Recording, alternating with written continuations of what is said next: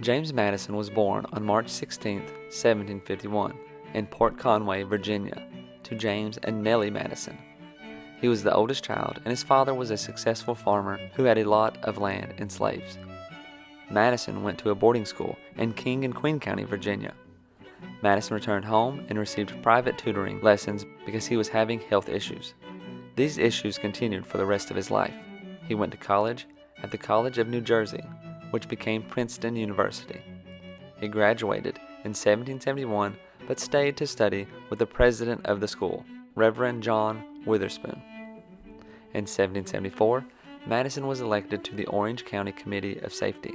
He joined the Virginia militia and became a colonel. Madison's talents were better suited for writing. He met Thomas Jefferson in 1776, and they stayed friends for the remainder of their lives. Madison was appointed to the committee to write the Virginia Constitution. In 1777, he was appointed to the Governor's Council. In 1780, he went to Philadelphia as Virginia's delegate to the Continental Congress.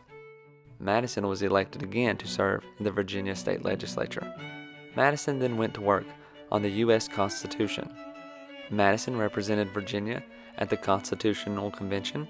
He campaigned for a strong central government, 3 branches of government, and checks and balances.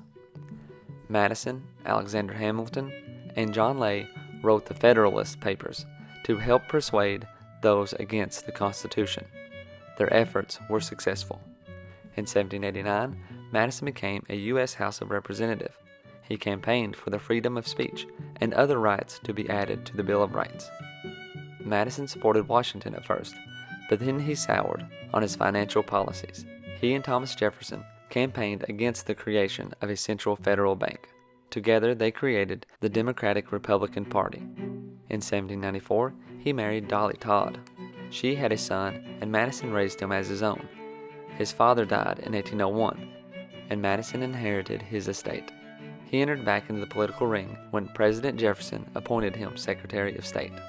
Madison campaigned for the Embargo Act of 1807. He had been dealing with Great Britain and France and the attacks on American ships. The Embargo Act passed, but was terrible for the U.S. economy.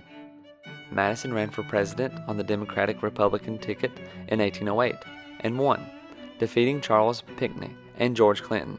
He became the 4th president of the United States. Great Britain and the Embargo Act were still issues during Madison's presidency.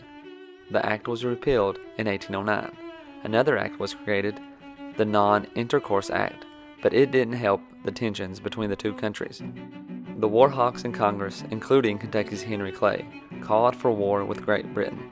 Not everyone was for the war, and Madison's opponents called it Mr. Madison's War. He was still able to win re-election in 1812. As the war raged on, during Madison's second term, things got serious.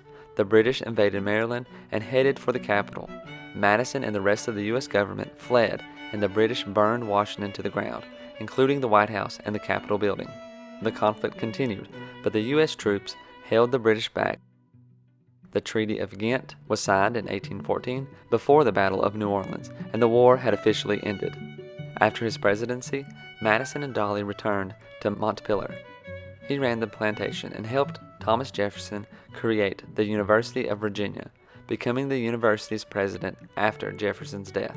Madison did serve as a delegate in the Virginia Constitutional Convention in 1829, but that would be his last time in public office. He remained active, and in 1833 he was the president of the American Colonization Society that planned to return freed slaves to Africa. During his life, Madison owned slaves and never freed them. He died on June 28, 1836, at the Montpelier estate.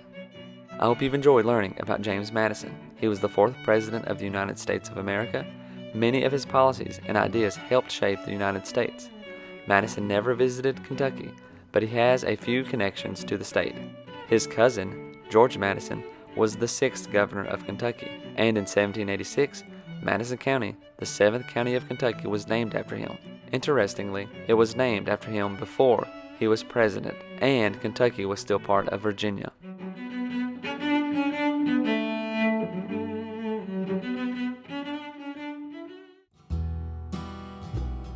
Don't forget to try out audibletrial.com/kyhistorypod to get a free book of your choosing. If you'd like to support the channel, check out our Patreon page at patreon.com/kyhistorypod. Like, subscribe, and hit the notification button for more Kentucky history content.